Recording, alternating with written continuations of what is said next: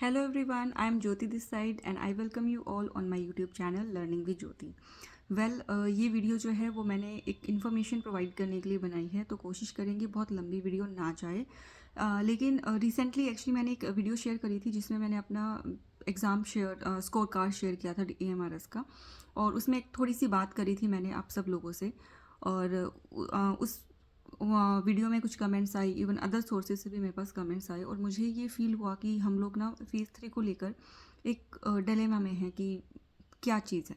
अब एक चीज़ मेरी समझो, अगर आप इस चैनल से जुड़े हुए हैं तो मैं आपको पता होगा, अदरवाइज़ मैं आपको बता देती हूँ कि I am also an aspirant. I am preparing for EMRS and KVS tier 1 वो हो गया है। अब टियर 2 की प्रिपरेशन मैंने स्टार्ट कर दी है। इवन EMRS का रिजल्ट आने से पहले ही मैंने कर दी थी। आई डोंट नो KVS का क्या रिजल्ट रहेगा। I am not talking about the cut off, I am not even thinking about that. बस मुझे ये पता है कि पढ़ाई करनी है और वो वेस्ट नहीं जाएगी, ठीक है, कहीं ना कहीं वो हमें पे ऑफ करके जाएगी। ये मेरा बिलीव है और मैं इसी बिलीव स्ट्रक्चर से अपना काम करती हूँ।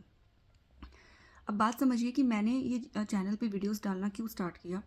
वो भी मैंने शेयर किया है किसी एक वीडियो में। एक्चुअली यूट्यूब पे ना बहुत सारी चीज़ें जो मुझे फील हुई, लाइक EMRS का जो एग्ज़ाम हुआ वो तो चलो फिर भी ठीक था। KVS का जो टियर 1 हुआ, लाइक टोटली अनप्रिडिक्टेबल। जो बड़े से बड़े अच्छे से अच्छे यूट्यूबर्स थे उनके प्रिडिक्शन फेल हो गए, ठीक है। लेकिन उन पे क्या फ़र्क पड़ा? कुछ नहीं। नुकसान किसका हुआ? कैंडिडेट का। मैं ये नहीं कह रही कि उनको पता होता है, लेकिन बात समझो इस चीज़ के पीछे, वो भी हम बात करेंगे इस बात पे।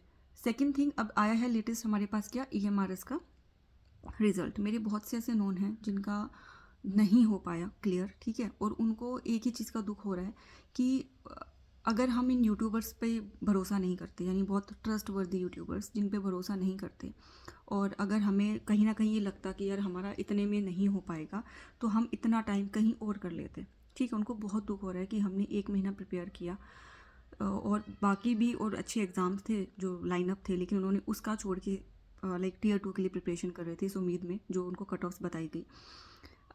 ये मैं आपको इसलिए बताना चाह रही हूँ कि देखो, सच्चाई किसी को नहीं पता होती, ठीक है। अगर यूट्यूबर्स को या जो भी इंस्टीट्यूशन जिन्होंने खोले हुए उनको अगर इतना ही पता होता ना तो वो पेपर अपने आपके सामने ला के रख देते। कट ऑफ रही बात, कट ऑफ की तो हर कोई प्रिडिक्शन करता है, ठीक है। जिसका तुक्का ठीक बैठ जाता है वो हवा में आ जाता है। देखो, मैंने बताया था उतना ही आया, एग्जैक्टली पता उसको भी नहीं होता, ठीक है। हर कोई प्रिडिक्शन ही करता है। कल को मैं भी एक वीडियो बना के डाल दूँ तो मैं भी कहीं ना कहीं रिसर्च करूँगी कुछ देख के, और फिर एक अप्रॉक्सीमेटली जो मुझे अपनी स्टडीज़ के हिसाब से आइडिया लगेगा तो मैं आपको एक आइडिया बता सकती हूँ, ठीक है। कल को वो चीज़ सेट हो गई तो मैं एक और वीडियो बना के आ जाऊँगी आपके सामने, देखो मैंने बोला था तो मेरा बताया हुआ कट ऑफ आया, यानी एक भरोसा दिलाने के लिए कि देखो मैं जो बोलती हूँ वो सही होता है, मेरी इन्फॉर्मेशन सही होती है। ऐसा कुछ नहीं है, ठीक है। EMRS में बहुत से आप ऐसे लोग होंगे जिनको शायद जिनका स्कोर कम रहा होगा और जिनको पूरी उम्मीद होगी कट ऑफ की वीडियोस देख के कि हमारा तो हो जाएगा, और अब उनको पता चल रहा है कि नहीं हुआ। कट ऑफ तो बहुत ज़्यादा हाई गई, कहते हैं कि आसमान छू रही है कट ऑफ, तो इतनी हाई कट ऑफ्स गई हैं, किसी को उम्मीद नहीं थी। तो अभी ये दो बातें हुई, ठीक है। तो ये दो बातों से मेरा भरोसा बहुत ज़्यादा रहा नहीं है। मेरे को भरोसा जो बड़े यूट्यूबर्स हैं, लाइक हम बहुत ज़्यादा लाइक ब्लाइंड ट्रस्ट नहीं कर सकते। आप करो, आप देखो, टियर 1 के लिए काफ़ी अच्छी प्रिपरेशन कराई थी जिनके थ्रू मैंने की थी, मैं बहुत अप्रिशिएट करती हूँ लोगों को, बट फ़ायदा नहीं हो पाया, ठीक है। तो मैं सिर्फ ये समझाना चाह रही हूँ कि सिर्फ हम दूसरे पे भरोसा नहीं कर सकते कि यार इस पर्सन ने ये बता दिया तो ऐसा ही आएगा। हर कोई यहाँ पे ब्लफ खेल रहा है, किसी का तुक्का सही बैठ जाएगा, किसी का नहीं बैठेगा। इसलिए मैंने अपनी प्रिपरेशन और अपनी स्ट्रैटेजीज़ खुद से बनाने की कोशिश करी, क्योंकि एज अ कैंडिडेट हमें पता है हम क्या फील करते हैं, एज एन इंडिविजुअल हमें पता है हम कितना पानी में, हमें कितनी मेहनत करनी है, और एक स्ट्रैटेजी सबके लिए काम नहीं आती। आप दूसरों की स्ट्रैटेजी सुन के सिर्फ एक आइडिया लगा सकते हो कि हमें अपनी कैसे बनानी है, ठीक है। हम उस चीज़ में इम्प्लीमेंट कर सकते हैं कुछ एक चीज़ें। चलो, अब बात आते हैं उस चीज़ पे, मेन पॉइंट पे जिसके लिए मैंने ये वीडियो बनाई है। फेज़ 3 की न्यूज़ बहुत ज़्यादा वायरल हो रही है। हर कोई फेज़ 3 के ऊपर बात कर रहा है। बहुत सारे लोगों को ये उम्मीद हो रही है कि अब फेज़ 3 आने वाला है। चलो, ये वाला EMRS नहीं हुआ तो बहुत जल्दी हमारे पास EMRS की नई वैकेंसीज आने वाली हैं। अब फेज़ 3 है क्या, उसको एक बार समझो। EMRS के लिए अब गवर्नमेंट ने बजट अलग से और बहुत अच्छा खासा पास किया है। अब उससे क्या हुआ कि EMRS जो है आदिवासी बच्चों के लिए, ट्राइबल स्टूडेंट्स के लिए, जिसके लिए वो स्कूल है, उसके लिए अच्छे स्कूल्स बना पा रहा है, मतलब ज़्यादा स्कूल्स बना पा रहा है। टीचर्स के लिए, जो स्टाफ मेंबर्स होते हैं उनके लिए अच्छे क्वार्टर्स बना पा रहा है। तो सब कुछ नया है। अब नए स्कूल्स तभी होंगे जब उनको पता है कि बच्चे ज़्यादा हैं, ठीक है, ऐसा तो है नहीं कि बिना एक अप्रोक्सीमेशन के ऐसे स्कूल की बिल्डिंग बना रहे हैं। उनको पता है कि अलग अलग जगह पे आदिवासी की पॉपुलेशन ठीक ठाक है और हमें उनके लिए स्कूल्स बनाने हैं। तो अब स्कूल्स बन रहे हैं, तो उसमें बच्चे आएंगे तो टीचर्स चाहिए। ठीक है, तो ये एक न्यूज़ जो आई है वो ये कहना चाहती है कि जो EMRS में हमें एक एक्सपेक्टेड नंबर ऑफ़ कैंडिडेट्स चाहिए, including teaching, non teaching, principal, सारी पोस्ट मिला के वो वैकेंसी सारी हमें 3 फेजेस में कंप्लीट करनी है। डन, यहाँ तक आया बात समझ में? जो पहला फेज़ था वो 2023 में, जो इससे पहले वैकेंसीज निकली थी, उसमें कवर अप हो गया है।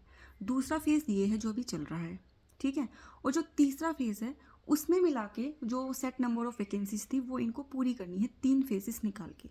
अब कुछ लोग इसको इस तरीके से दिखा रहे हैं थंबनेल में बना के, ताकि व्यूज़ अट्रैक्ट करें, लोग पागल हो जाएं उनके पीछे कि अरे जो इन्होंने बोला अब तो वही होगा। अरे जो जिनको मैं 1 साल से फॉलो कर रही हूँ, जिनके आज तक एक बात सही नहीं निकली, जो तुक्के से कोई बात ठीक हो गई तो वो आ जाते हैं, हाँ हमने बोला था तो ये हुआ, सब फेक है। किसी के पास एग्जैक्ट न्यूज़ नहीं है। मैं किसी को क्रिटिसाइज़ नहीं कर रही, मैं सिर्फ ये बोल रही हूँ कि एग्जैक्ट न्यूज़ किसी के पास भी नहीं है, सब सिर्फ अंदाज़ा ही लगा पाते हैं। ठीक है, तो फेज़ 3 आएगा, क्योंकि वो जो बची हुई भर्तियां हैं, जो बची हुई सीट्स जो आने वाली हैं, अभी है नहीं, जो एक्सपेक्टेड है कि इतनी हमने भर दी है, इतना ये वाला हमारा टारगेट है, यहाँ तक हमें पहुँचना है। ठीक है, क्योंकि वो डिपार्टमेंट को पता है कि उनको और कितने नए स्कूल्स बनाने हैं, उन स्कूल्स में हर स्कूल में एवरेज जितना बच्चा पढ़ेगा उस हिसाब से हमें इतने टीचर्स चाहिए। तो वो उन्होंने पहले ही प्लान बना लिया है, वो उनके पास एक रफ डेटा है कि हमें आने वाले इतने सालों में इतने स्कूल्स बनाने और इतने बच्चों को पढ़ाना है और इतने टीचर्स हमें चाहिए रहेंगे। ठीक है, इसका मतलब ये नहीं है कि वो वैकेंसीज एट प्रेजेंट हैं। अब ज़रा सोचो, जो ये सोच रहे हैं, जो ये अफवाह फैला रहे हैं कि Tier 2 तो अभी इसी साल आ जाएगा, सॉरी फेज़ 3 तो इसी साल आ जाएगा, नहीं आएगा। आने को आ भी सकता है, लेकिन लॉजिक समझो उस चीज़ के पीछे। जो मेरा लॉजिक कहता है, जो मेरी कैलकुलेशंस कहती है कि यार अगर इतनी नीड होती तो क्या वो वैकेंसीज फेज़ 2 में ही शामिल नहीं हो जाती? सोचने वाली बात है। यानी 2-2 साल में फॉर्म्स निकल रहे हैं, और अगर इतनी मारामारी होती तो फेज़ 3 के लिए क्यों 6 महीने बाद फेज़ 3 करवाएंगे? यार जो कंडक्टिंग बॉडी है, क्या उसका पैसा नहीं लग रहा? क्या उसको अरेंजमेंट्स नहीं करने? क्या उसकी सिरदर्दी नहीं बढ़ रही? जब उसको कंडक्टिंग बॉडी को ये पता है कि मेरे पास अपकमिंग जो भी XYZ वैकेंसीज मेरे सामने हैं, तो उसको मैं इसी में क्यों नहीं इंक्लूड करूँगा? मैं क्यों 6 महीने के बाद, मतलब अगस्त में बोला इसका कि अगस्त 2026 तक आपको फेज़ 2 की वैकेंसी फिल करनी है। इसका मतलब ये श्योर हो गया इस बात से कि एट लास्ट अगस्त आते आते जो भी बच्चे पास होंगे Tier 2 में, डॉक्यूमेंटेशन सबका क्लियर हो जाएगा, वो बच्चे अगस्त तक अपने किसी ना किसी कंसर्न स्कूल में EMRS के पढ़ा रहे होंगे। उस नोटिफिकेशन का ये मतलब है, जो बिल्कुल श्योर है हाल फिलहाल। फेज़ 3 अगस्त के बाद आ जाएगा, इसी साल आएगा, इसकी कोई गारंटी नहीं है। मेरे हिसाब से तो वो 2 साल बाद ही आएगा, जो नॉर्मली वैकेंसीज आती हैं हर 2-2 साल के गैप में। तो इस हिसाब से अब 25 में आई है तो नेक्स्ट वैकेंसी 27 में आएंगी। बाकी होने को कुछ भी हो सकता है, बट मुझे नहीं लग रहा इस साल आएंगी। ये मैं मतलब लॉजिकल मैं बता रही हूँ आपको, पता मुझे भी नहीं है टू बी ऑनेस्ट। अब आपको डिसाइड करना है कि आपको क्या करना है। ठीक है, या तो आप अभी से प्रिपरेशन स्टार्ट कर दो, अगर आपको लग रहा है कि ये क्वालिफाई नहीं हुआ और KVS में भी अगर चांसेस नहीं है, तो आप अभी से अपना जो भी हमारा इस साल का पैटर्न आया था उसको देखो, एटलीस्ट उसको स्ट्रॉन्ग कर लो। और जो इनकी फितरत बन गई है, अगली वैकेंसीज में फिर कुछ ना कुछ नया भंगड़ा करेंगे, कुछ ना कुछ चेंजेस करेंगे, कैंडिडेट्स फिर हताश हो जाएंगे, अरे ये कैसे हो गया, हमने तो ये पढ़ा था। वो सबके लिए इक्वल है। तो जो कुछ बेसिक चीज़ें हैं, जैसे मैथ हमने देखा कि SSC के लेवल का आने लग गया है, तो मैथ्स उस लेवल का स्ट्रॉन्ग कर लो। ठीक है, रीजनिंग अच्छे लेवल की स्ट्रॉन्ग कर लो, हिंदी, इंग्लिश, ये 4 टॉपिक ऐसे हैं जो आएंगे।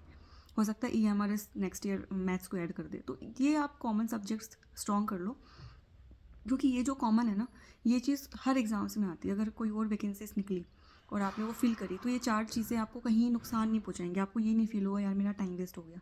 ये हर एग्ज़ाम्स में आती है। ठीक है, तो देखो मिसगाइड नहीं रहना है, हमें नॉलेज सारी रखनी है कि हमारे पास आसपास क्या हो रहा है, सारी नोटिफिकेशंस पढ़ो। लेकिन और मैं कह रही हूँ, जिसको आप फॉलो करते हो ना, जो भी आपको सही गाइड कर रहा है उसको फॉलो करो, लेकिन ब्लाइंड ट्रस्ट मत करो। थोड़ा सा लॉजिकल खुद भी सोचने की कोशिश करो, हमें इतना भी पागल नहीं बनना है। ठीक है, तो आज की वीडियो मैं यहीं एंड करती हूँ। आई होप जिनके भी डाउट्स थे फेज़ 3 को लेकर क्लियर हो गए होंगे। स्टिल अगर कोई कन्फ्यूजन है आप मुझे कमेंट बॉक्स में बता सकते हैं। Thank you so much for watching this video till and. मिलते हैं अगली वीडियो में। तब तक के लिए अपना ध्यान रखिए और अपने अगले एग्ज़ाम्स के लिए तैयारी कीजिए। और जिनका नहीं हुआ वो बिल्कुल डिमोटिवेट मत होइए, भगवान ने आपके लिए बहुत अच्छा ही सोच रखा होगा। बस अपनी गलतियों से सीखिए और उसको आगे इम्प्लीमेंट कीजिए। भविष्य बहुत अच्छा है हम सबका। Thank you, bye bye.